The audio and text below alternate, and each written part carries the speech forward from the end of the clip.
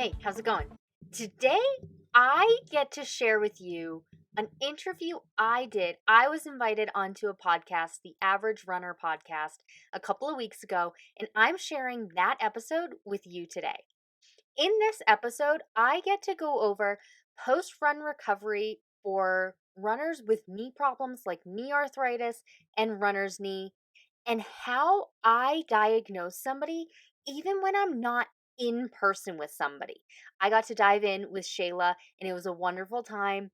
Please go ahead and listen to the episode. It is a long one. Typically, my podcast episodes, are 10 minutes long, maybe 15 minutes. This is just about an hour, but I promise you, every little bit of it is so good.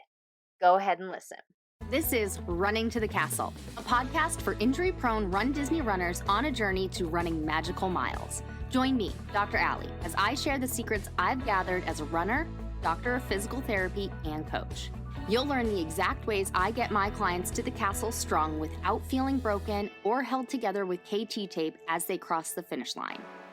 Welcome back to the Average Runner podcast. I have Allie Marty here with me, and I'm excited to hear who she is, where she's from, and all that kind of stuff. So welcome, Allie. Thank you for being with us. Hi, thank you so much for inviting me on this podcast. I'm so excited. Yes, for sure. Well, can you give us a little background, who you are as a person, maybe not besides running, but like just in general, and dive into kind of where you're from and all that? Yeah. Oh, sorry.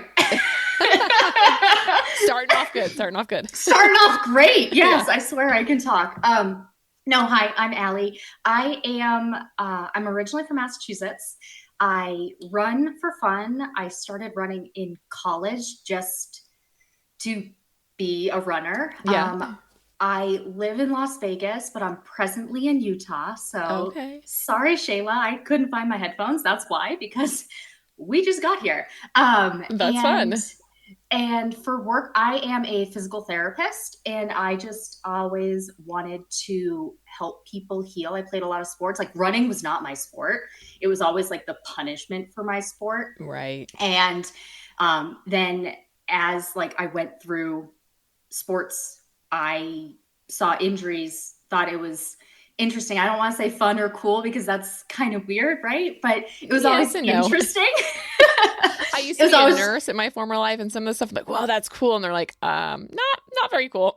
Yeah, exactly. You're like, blood? Okay, let me go to it. Right. But other people are like, nope, where that's me with injuries. It's like, oh, injury? What happened? Oh, yes. Yeah. But so that got me into physical therapy. And then when I was in physical therapy school, I worked at the fitness center on campus, and I wanted to be able to work out and study at the same time. And so I started running. That's literally what got me started running. Okay. I'd go to the treadmill and I had all my flashcards, and I would just like go through the muscles and be like, okay, this is what I need to know. And I'd have a I know it pile and a repeat it pile. And I had to stay on the treadmill until all of them were in the I know it pile. Oh, wow. So I just kept going, and that's what got me started running. And before you know it, I was running 6 miles, and I was like, oh, I could do this. Yeah. This is kind of fun. Wow. That's awesome. Yeah. So exciting. And to do it on the treadmill nonetheless, because that's where I started out running. I don't know why it felt less intimidating to me to start running on the treadmill. And now that I've been doing it for a while, I'm like, I hate running on the treadmill. That's so funny. So many people do. And it's like I have a love-hate relationship. Now, I couldn't go and do like my 10-miler run plus on the treadmill. I kind of stick with like shorter or speed work. Like I'll make it a progression run. It's like, okay, 10th of a mile, 10th of a mile, 10th of a mile, and just like keep going. Yeah. But if I'm going for a long time, I prefer to be outside, but I can get it done on the treadmill. I put on Taylor Swift Eras Tour. It's like, oh, great. I could do this 3 hours. Yeah. That's funny. You said you couldn't do like 10 plus. When it was winter, this past winter, I was training for a marathon. I ended up not being able to do it, and it was very icy out, and I'm like, I cannot run outside right now. And so I did 11 miles. That's the furthest I've ran so far. So it felt like forever on the treadmill while watching a movie. And I'm like, oh my God, this is never going to end. Yeah. So, okay. So physical therapy. And so are you more of a physical therapist for runners, or is it just kind of an overall and you specialize in runners, or you just like that? Yeah, so it's kind of evolved. Now I am a physical therapist for runners, recreational runners, people who have had injuries, or people who just want to like finish the race. So it tends to be newer runners, I would say. But it kind of evolved. I first started just in orthopedics, and when I went through all of my clinical rotations that whole year that I have to do, the stars just aligned, and it wasn't supposed to happen this way, but I got put on the joint replacement floor almost every single rotation. So I saw a lot of knee replacements and a lot of knee arthritis. And so that got me into, I really like arthritis and meniscus problems because often they can go hand in hand. Yeah. And so I just started like whittling down like more and more niche, so to speak. So I love knees. I love ankles. It's like, these are the body parts I like. Right.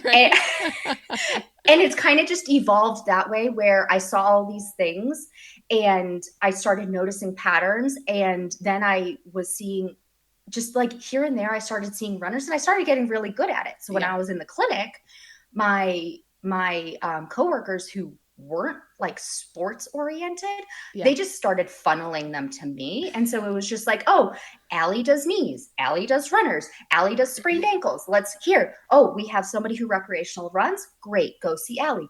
And it just kind of evolved. Yeah. And then I left the clinic, started my own practice in 2018, where I went into people's homes. Oh, fun. And then I got to really pick and choose, like, what do I want to do instead of just taking everything that the clinic gives you. Because in the clinic, I saw anywhere between 20 and 40 patients a day. Yeah. There's just no real time to just help everybody in that short amount of time. Exactly. And so I started spoiling myself, and I was like, well, I can be picky, I can be choosy, and started doing that. And then, world shut down and I stopped going into people's homes, mainly for the time's sake of it. Like during the 2020 period, everybody wanted me in their home and it was great. Nobody wanted to go into the clinic. Yeah. And then people started wanting to do telehealth. And so then I started flipping, and instead of going into people's homes, then I did telehealth. And now I just do online with people across the country. Do you love it? Love it. Okay, good. Love it. I've been seeing such a change to telehealth, and I just think, yes, it'd be great, but yes, it could be hard at some point, you know what I mean? Because you can't like touch and feel or whatever, but also like, how nice is it you don't have to leave your house?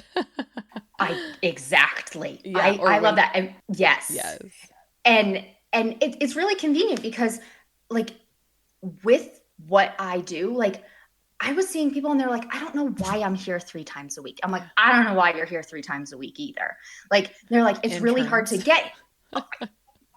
Yes, exactly. Yeah. So I do know why you're here, but I don't know why you're here. Or exactly. And it's like, and the things that insurance does and does not pay for, it's wild. Like once you don't have consistent pain and you can do your normal daily functions, insurance stops paying. So if you get audited, now you're out for all of those 3 times a week for 3 months. Are you kidding me? Yeah, it's absurd. I just went through an ordeal with a car accident. I've never been in like a major car accident, and like no one got like severely injured, but I've got this thing on my neck and I went to PT forever and finally helped a little bit, and now it's like, now it's coming back. I'm like, now I need to go back. I'm like, but my insurance sucks. I'm like, what do I do? So it's the worst. I hate insurance. I hated it when I was a nurse. I hate it now. Yeah. And it's wild because sometimes like I don't like saying time, like you need more time, because it's not the time itself you need. It's the things that happen during the time, like the little bit of work. It's like, how do you eat an elephant? It's one bite at a time. Yeah. How do you heal an injury? It's one little thing today at a time. It's one little thing tomorrow. And sometimes that takes a year. And when insurance says we're going to stop paying after 12 weeks, it's like, but And they're just going to come back and 2 weeks and be miserable and be worse. Yeah. And it's not that they did anything wrong. It's not that you did anything wrong. It's the nature of how injuries heal. Right. You know, like a tendon. I see people with tendonitis and tendon problems all the time. Yeah. Minimum, it takes 3 months. Minimum. Yeah. And so are we going to front load that, or are we going to span it out? So now what I do with my clients, instead of 3 times a week, it's like, okay, let's meet every other week. Here's what you do during the week, and check in with me texting.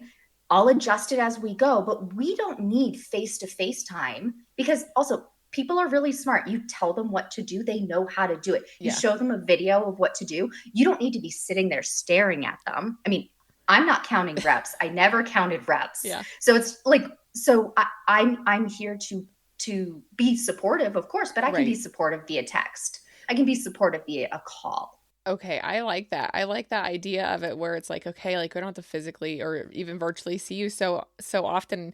Here's what you need to do. This is what's going to help you. Just go do it. And that way we can talk longer, for like stretch it out. So if anything else arises, I can help you with that too. Yes, exactly. If anything else arises, because there's always something else, because this feels better. And now like this other thing that was hurting before, but you didn't notice it because it wasn't as bad as the first thing. Yes. Well, now that thing hurts. And it's like, but it's not new. It's just new to you because the other thing was that much worse. Yes, I completely understand. I'm like, well, that hurts a little bit, but this hurts a lot more. So let's work on that. Yes, exactly. Awesome. Wow. Okay, well, I'm going to sideline a little bit. We'll come back to PT and all that, but I want to know, just by like, I looked at your Facebook and I'm like, oh, this looks so cute, because you're doing the RunDisney. I have a friend who loves Disney. I'm not as big into it, but I think it's cool. So I just want a little breakdown, like, okay, first off, I didn't go dive too deep because I wanted you to kind of tell me, what do you do for RunDisney and how long have you been doing it? If you could dive into that a little bit. Yeah, so I'm not associated with RunDisney in any official capacity. Oh, okay, so I'll say that. I love Disney, and I like running. Yeah, and those worlds have come together. Yeah. I first got introduced to it. My sister, one of my older sisters, has done the RunDisney races since at least 2014. She did the Disneyland ones. They did an Avengers race every year, and so you got a different Avenger medal each year, and so she was going for all 5. It's fascinating. Yeah. It's fascinating because if you ask the majority of RunDisney runners why they do it, it's because they saw somebody wearing a medal in the park. Wow. And they're like, I like that. Oh, that's Belle on the medal. I want that medal. Or I love that shirt. That's the majority. Or like a friend, like, just some Disney swag. an excuse to go to Disney. You get to run in the parks. If you can take advantage of the full time on the course in the marathon, you can ride rides. You can go on Everest. It's unofficial. But if you take long enough during the marathon, the park opens. And you can go into the single rider line of some of the rides. And you get seriously? In the middle of the marathon, you get your picture on Everest, and it's like a bucket list thing for people. They're like, I want to do that. That is so neat. I didn't know that they would allow that. That is so cool. So it's unofficial. You have to make sure that you're like that there's a cast member running it that's like cool with it, and you just go in the single rider line. But you do get like character photos. There are characters out on the race course, and they're usually like really obscure characters. So the first in-person race I did was this past January for the half marathon. Yeah. And it ended up being a half of a half because of weather. It was going to lightning. So that was a bummer. Yeah. But they had like all these obscure characters. There was Megara and Hercules from the movie Hercules, and you never see them in the parks. You saw Pain and Panic from it. You saw Mushu from Mulan. Okay, I know who that is. Okay, so that's how obscure. Like the people who aren't like diehard Disney fans, they're like, I don't even know who these purple and red characters are. Right. And I'm like, oh my God, I love Pain and Panic.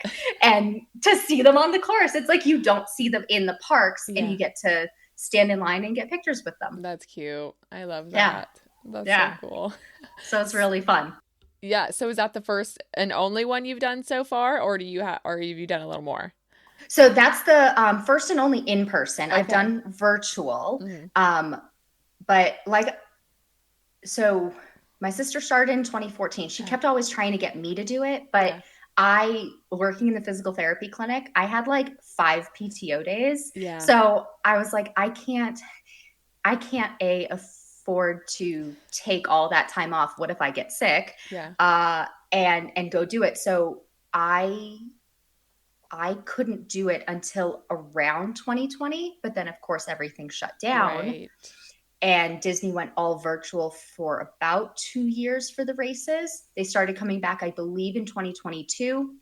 And so it didn't work out for me to actually run the races until 2024, just timing and different things. But I went to marathon weekend with my sister who did Dopey, which is the 5K, 10K, half marathon, full marathon, in 2023. And I've seen her do them a couple of times, but that was my first in person. So not my last, but my first. Yeah, not your last. I have heard that getting to these and just the time that you have to get up like so extremely crazy early.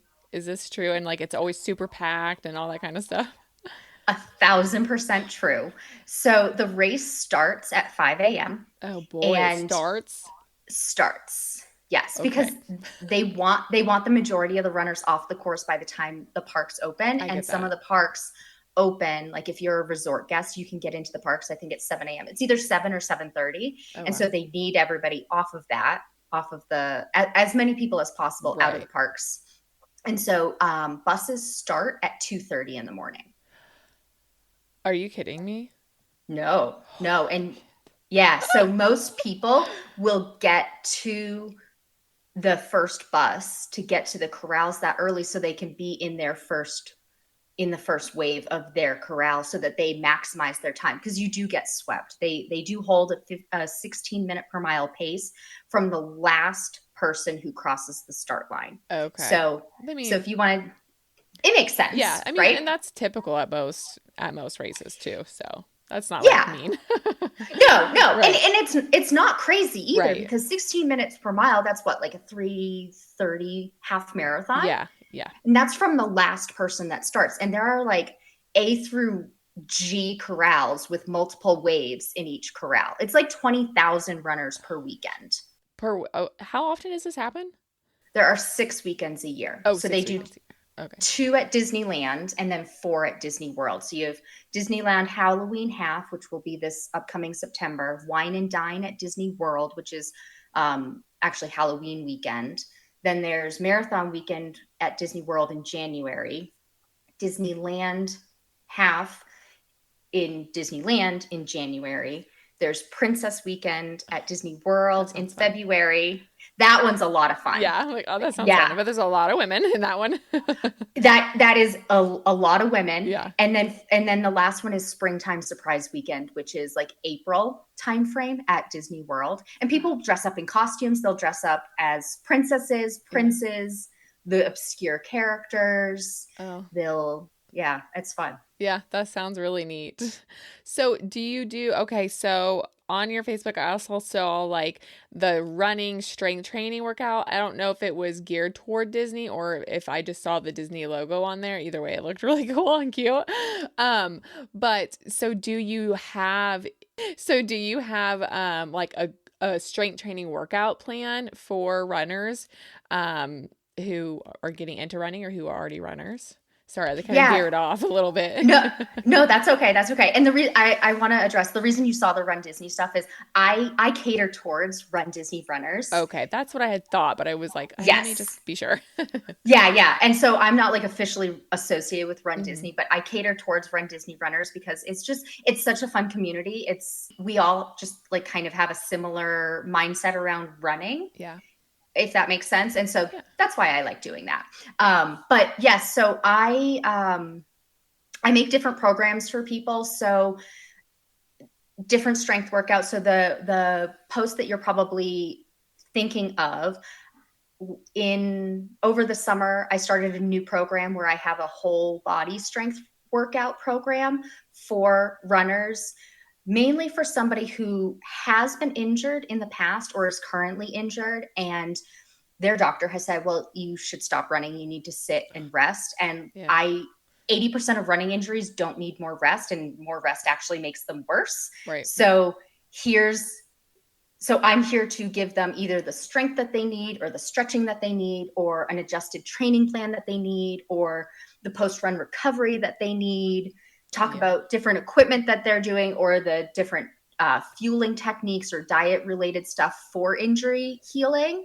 And so that particular post that you're talking about was for a whole body strength routine for runners. I say for RunDisney runners because to let people know it's not like the professional runner. This is like more of your elite athletes. You're talking about the everyday average runners. I am talking. Yeah, exactly. Yeah, yes. Perfect.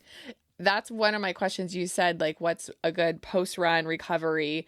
And that's always what I'm curious about. So I was supposed to run a marathon this past April. I got in a car accident and I'm like, I had like a bone bruise on my foot. I had this, I had that. I'm like, okay, I know I can't run it. This sucks. But nonetheless, before I had to stop my training, I was literally like an 80-year-old with 80-year-old knees because I don't know if I got in too fast or what it was. I don't know if my family history of arthritis is coming to bite me in the ass already, but my knees were so bad, especially like after a long run. Like I couldn't go up and down steps. And then it got to where, okay, now it's not only sore after just a run, it's sore all the time. I can't go up steps. It's much better now. I don't know why. I did take a long break after the car accident.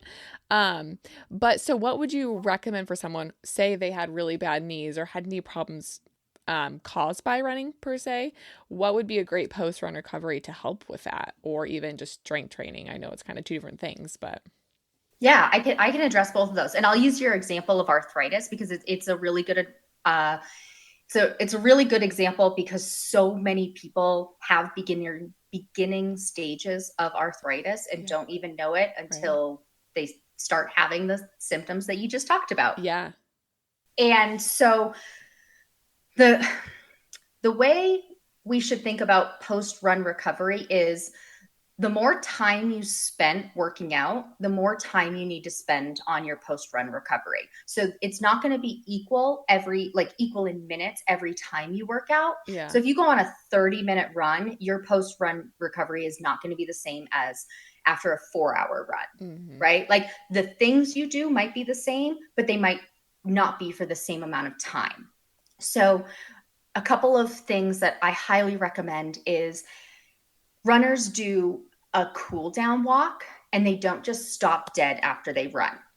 Right. Because your body, your blood is pumping, right? Your blood vessels are dilated so that your muscles can use the blood that your heart is pumping out. And so it's pumping really, really fast. When you stop dead and just stop what you're doing. Yeah. It's almost like a shock to your system and your heart is still going. And then the blood and the inflammation that has been building up, which is completely normal. Yeah. It kind of just starts settling into wherever it is. Yeah. Wherever you stop, it just stops. Yes. And so that tends to be ankles, calves, and knees because we're talking dependent. We're talking gravity. Gravity goes down. So it's going to kind of settle into those areas. So doing a cool down walk, whether it be half a mile or a mile, I recommend 10 to 20 minutes of cool down walk until your heart rate comes back down, because now your heart has been able to pump all of that blood and start dissipating it in a slower manner. It's not just stopping where it's at. So that's the first thing, not stopping right where you are, but do a cool down walk. And that could be the last mile of whatever miles you're doing. So if you're going out on a 19-mile run, well, you run 17 miles of it because you did a mile warm up, right? Yeah, right. And then your last mile is your mile cool down. So it doesn't take any extra miles. It's incorporated in it because it's all about time on your feet anyway. Right. That so makes sense. That's the first one. And then as you're cooling down, start eating your, hydrate, maybe start eating your post-run snack that includes 30 grams of protein, because protein builds up any broken down tendons and muscles. It literally gives the building blocks to them. If you don't have protein, those muscles and tendons can't repair. Yeah. So we start eating that as we're cooling down. Then we get into our post-run stretching while the muscles are still warm. So that's one of the biggest things that I find recreational runners miss out on, is they stretch when they're too cold. And it's like putting a rubber band in the freezer for a couple of days. And then you take that rubber band out, you try and stretch it. It stretches a little bit, but it doesn't go very far. But if you rub it between your hands, warm it up, now it can stretch to its maximum amount. So we're taking advantage of the warm muscles stretching then. Okay, I love that analogy. And that just makes so much, it just like the certain way you hear stuff, sometimes you're like, oh, that clicks. That makes sense. We'll do it that way. Yeah, because our muscles have the elastic capabilities. Mm-hmm. And so we want to maximize the timing of it. And so we've done our cool down, we've had our protein snack, we've stretched. Then we want to do some kind of massage, whether it be massage gun, foam rolling, to prevent the sensitivity. So, with arthritis, our muscles can get tight and then they can get sensitive, which is like when you wear like an elastic band around your wrist. Like, it doesn't cause you harm, but when it's been there and it makes an indent, you're like, ooh, that's really sore. Like, I don't like that. So let's massage it out, and it makes it feel better. Okay, that makes sense. And that seems like it would definitely help. And then the last thing to do is something temperature based. So depending on what the injury is, we either want hot or cold, or depending who the person is, both heat and cold both work. Mm-hmm. So you can either do the one you like, or you can do both. For arthritis tends to like, if you're not overly swollen, it likes heat. But if you feel excessively swollen, it likes cold. When in doubt, do them both. Go sit in a hot Epsom salt bath for 20 minutes, and then go put an ice pack on your knee right after that. Okay. That's what kind of I would do for my knees. They're not as bad as they were. That's for sure. They're not like hurting every day. Thank God. But they were very, very bad beforehand. And I bought these ice packs for both of my knees on Amazon, because I'm like, this is like, when you look at them, they look fine. But when you feel them, I'm like, I just feel like I'm full of fluid and gunk in there. Like, it's crazy. I'm 29 years old. My knees should not feel like this. So that's good to know. I mostly did ice. So if, you hadn't tried to do both, I've heard that's good too. Like sauna, ice bath kind of deal. If you've got that. Yeah. And if you're ever unsure, just do the opposite of whatever it is. If your knee is red hot and swollen, do ice. If your knee is cold and stiff, do heat. Okay, good. That's good to know. That helps for any injury, really, because, yeah, for sure. Yep. Okay, well, thank you for that. That is a big plus for runners, because sometimes we get done, we're like, okay, now what? Because there's just so many videos out there like, well, you could do this, and you could do this kind of stretch or this kind of this, but really it's to each their own, as long as you're doing a cool down for, a cool down and all those things you had just mentioned. It doesn't have to be some elaborate thing. Like, you just need to stretch, your normal stretch is just sit down and like pull your feet, or, one side to the other. And I tell my daughter this all the time. I'm like, you just have to do something, because that's going to be so much better than nothing. Yes, exactly. You just have to do something. Yes, for sure. Okay, so as a physical therapist, and having your own practice, how do you diagnose runners specifically with, like, say, maybe not knee problems, but maybe they feel a tightness in their calf, or on like shin splints versus a fracture? Like, how, especially being remote, this is a good question with you being remote, how do you try to treat and diagnose that when you can't feel or touch, and they're explaining these problems to you? Is it an easy thing to do, or are you pretty well like got it down to a science now? So it's taken years. I've been a physical therapist since 2012. So it's years and years and years. But I ask a lot of questions. Yeah. And a lot of them just seem kind of weird. And so like, what's your social security number? right, exactly. Yeah. And so it's interesting because even when I was in the clinic, I could already give an educated guess right. on what somebody's problem was before I even ever touched them. Yeah. Or even ever saw them move. You know, being able to feel their knee, helpful, yeah, not mandatory. Okay. Seeing somebody move, helpful, a little mandatory, which is why I like video calls and not just on the phone. Yeah. But I ask a lot of questions. And so it, you know, it's things like, how long's it been going on? What are your symptoms? When are your symptoms? Like, is it a dull ache? Is it a sharp pain? Does it feel like a tearing sensation? Does it feel like somebody's poking a pin into you? Does it feel like a knife is going into it? Does it feel full? Does it hurt at night? Does it wake you up at night? Right. So starting with those kinds of questions, asking how long it's been going on, because if it's brand new and they already have like a lot of pain, okay, well, what did you step off the curb wrong? Did you did somebody call your name or startle you from behind and so you turned around while you were running?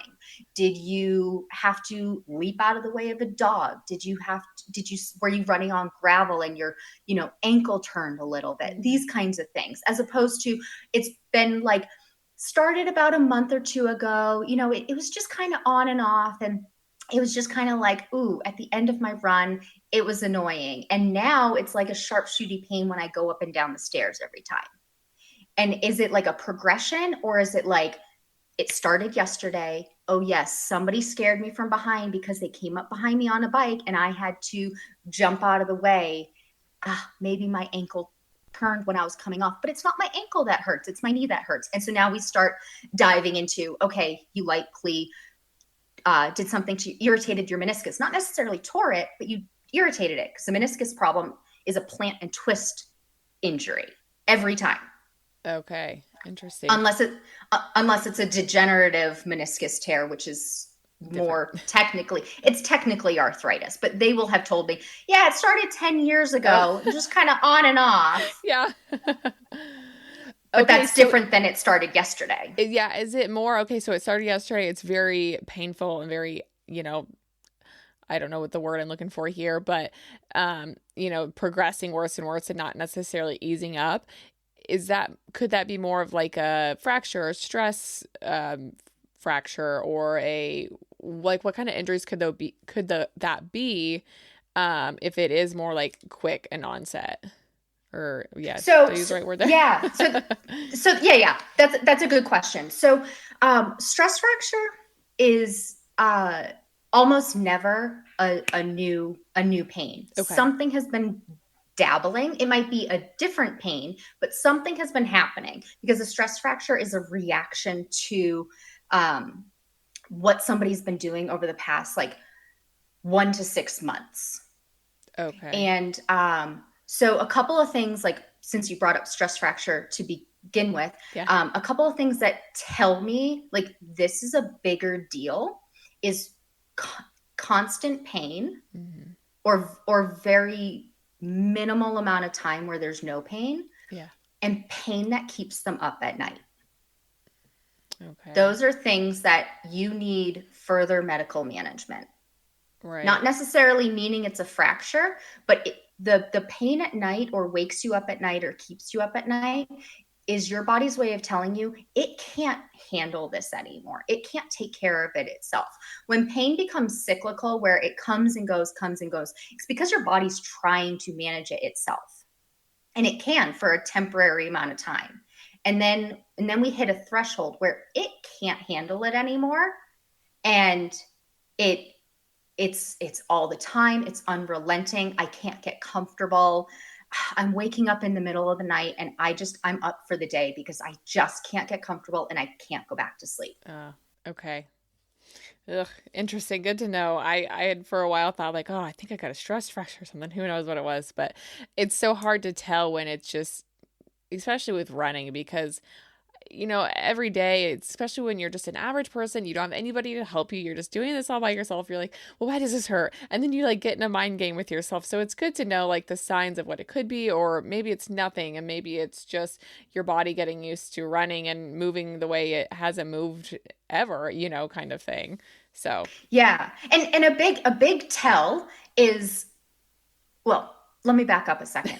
When in doubt, go see your medical professional. Go see a healthcare professional. I will say with stress fractures, an X-ray doesn't pick up a stress fracture. So you're gonna need the X-ray, and then they're gonna tell you to wait 6 weeks before you can get an MRI, because that's what insurance tells you. You need to wait 6 weeks. You do 6 weeks of physical therapy, see if it goes away, because physical therapy is cheaper than an MRI. And so there is a difference between muscle soreness and we're running a lot of miles. We can't expect to have no soreness whatsoever.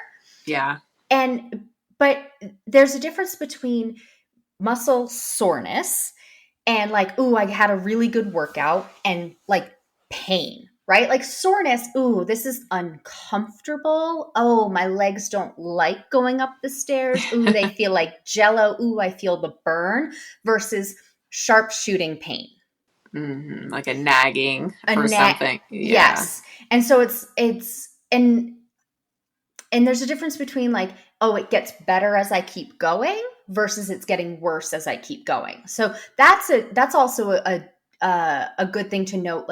When you're starting to run, everybody says the first mile sucks.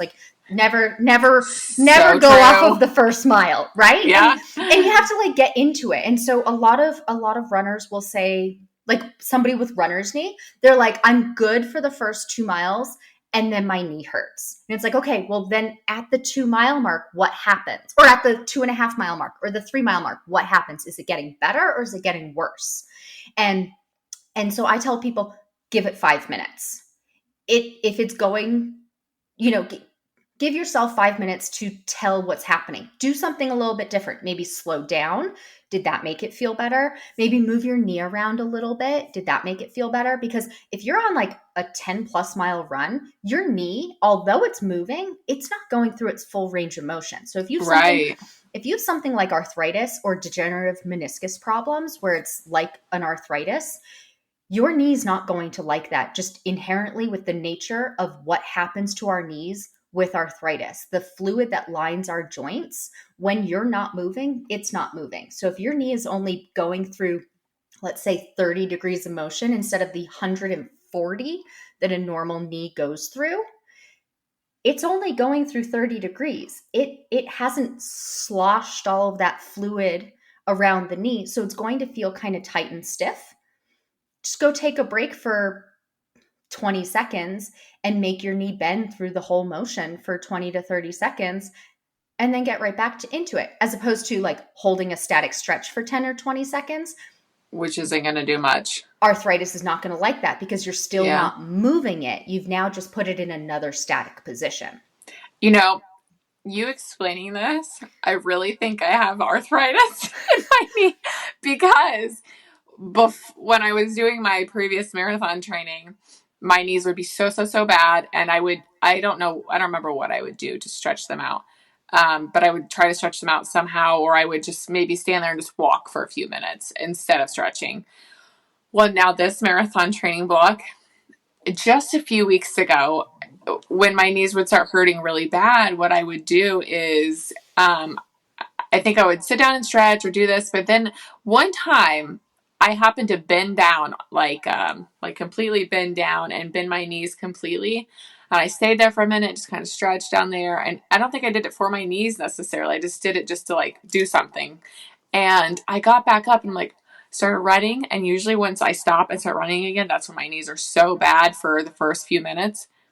My knees did not hurt at all after I bent down and went back up. So I think you're onto something for me here, because I don't know. I do that all the time now, and it like changed my life. I'm like, oh my God, it doesn't hurt when I start running again if I just bend up and down. It's crazy. Yes. So that is so true. Yes. And it's interesting because if you're in any of like the running Facebook groups, people will talk about squats, right? So here's a good example. Somebody will say, oh, my knees really hurt in the middle of the run. And somebody will say, you need to do like 10 squats, or you need to include squats in your workout. And then somebody else will say, no, squats are the worst thing for arthritis.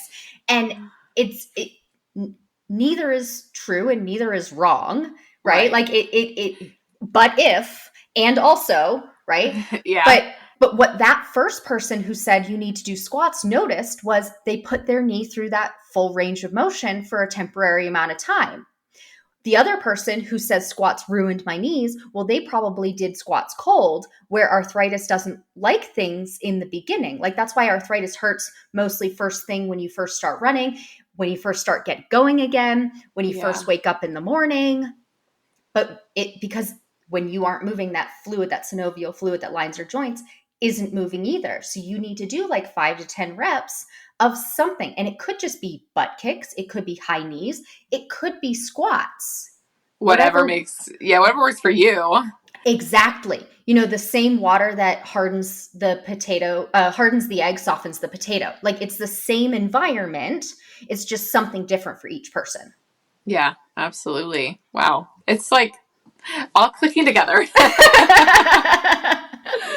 Okay, I've got one more question for you, and that is, I'm sure there's many, but what is like the most common running injury that you've seen and that you work with or help heal or whatever? So 3 come to mind. I will say all 3, and then I'll say the one that's probably the most common. So I'd say runner's knee, okay, Achilles problems, and plantar fasciitis. I'd say those are the top 3 that I end up seeing. I'd say the real top one is runner's knee. Okay. So what would be the difference between runner's knee and arthritis? Yes. So arthritis is just looking at it as like anatomy and physiology. Arthritis is a degeneration of your cartilage. So your cartilage is a cushion in between your bones.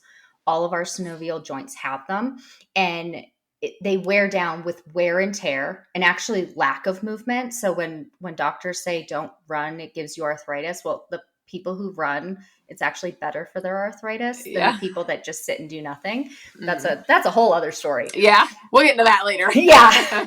And so somebody with arthritis tends to have pain when they first get going, but then it feels better as they warm up. And it kind of just feels like, like when you get up from a chair, like imagine like an old lady or an old man where they're holding their knee and they're just like, ooh, getting up. Yeah. And then once they get going, they're like, oh, I'm brand new. Yeah. Whereas runner's knee is an irritation to either the muscle or the muscle tendon that goes through that the kneecap sits in. So your kneecap sits in your quad tendon to make it mechanically pull better, more efficiently, and make the quad muscle work more efficiently. And so runner's knee, you get an irritation at that patellar tendon that's right at the front of your kneecap. For anybody watching, oh no, can't see my knee. I was gonna point it out. I'm not that flexible in jeans. But and so it tends to be like it starts off as like an occasional dull ache and like just a discomfort. Mm-hmm. And it usually makes like a U shape underneath the kneecap, whereas arthritis is like a deep inside. And when you touch the top of your shin bone, like when you have a bent knee, you can actually touch the ridge of where your cartilage is, and that will be super tender and sore, like kind of on the sides of the knee. Whereas somebody with runner's knee, it's the front of their knee. And it will be pain going up and down stairs, but it's not getting better as you do more the runner's necessarily. Knee. Yes, the runner's knee. Okay. Yep. Okay. Sorry. Yes, the runner's knee. And it's not necessarily getting better as you get going and you do more. It's either staying the same or sometimes it's getting worse. Okay. And the placement of the pain. So like I said, the runner's knee, it's usually like a U shape, and that tendon right in front is painful. Whereas the arthritis, it's that deep inside, you can touch the ridges of the bone and it hurts. And so when I'm working with somebody, I'll be like, okay, let's bend the knee, poke around, tell me where it hurts, tell me what hurts, tell me what you feel, and describe what your pain is like to me. So somebody with the arthritis will be similar symptoms to what you were saying. Like, it's when I get going again. But then sometimes it will feel better. But not if I do too much. If I do too much, then it hurts more. Yeah. And runner's knee, it's kind of like, well, it's, it kind of just came on. Like, I can't really remember when it started. And when we start thinking back, it's like, 3 months ago. Oh, okay. And arthritis, they can usually like really pinpoint it. Yeah. Yeah. Okay. Well, that's good to know the difference. Now I'm kind of torn. Like, which one could I have? Yeah. And like runner's knee is a muscle and a tendon problem. And so you can check the strength. And so when it's a muscle or a tendon problem causing it, it's going to be a little bit weaker and it's going to be painful at certain points of stretching. Whereas arthritis, not necessarily weak, could be. And the stretching, like, maybe it's not comfortable, but it doesn't reproduce the pain that they're talking about. Okay. Well, those are good points to think about, I guess. Thank you for telling us the difference between that. I cannot talk. Oh my goodness. Okay. I think that was the last question that I had for that. But for everyone out there who is now very interested in all their injuries and maybe need your help at some point in time, where can they find you? Like, what socials are you at, or what's your website so people can check to see where you're at? Yeah, thank you so much. So I love Instagram. I'm on Instagram every day. I'm in there in the DM. So I'm runDisney DPT, just as it sounds out. And my website is dralipt.com, dralipt.com. So you can find any information there. But if you want to talk to me directly, go ahead and send me a DM on Instagram. Okay. We'll ask you all of our questions. Well, I have an injury here. How can you help? Awesome. Well, thank you again so much for joining me on a whim. I very much appreciate it. Learned some great things from you, so I'll be taking those to heart. Okay, Allie, thank you so much for coming on the Average Runner podcast. Thank you so much for having me. I'm really glad this worked out on a whim. Yes, it was great. Wonderful. Okay, well, have a great day. Thanks, you too. Before you go, I want to invite you to the newest glute workout for RunDisney runners. This glute workout program is 12 workouts for glutes only that don't include squats or lunges. You told me you want more exercises to build strong glutes that aren't squats and lunges. If you're interested in building strong glutes with exercises that don't aggravate your knees, I invite you to sign up for the interest list so you get notified first when the program opens. In addition to first dibs, you'll receive discounts and special bonus offers. Click the link in the description to go register for that interest list now. As always, thanks so much for listening. That's all for now. Talk to you soon.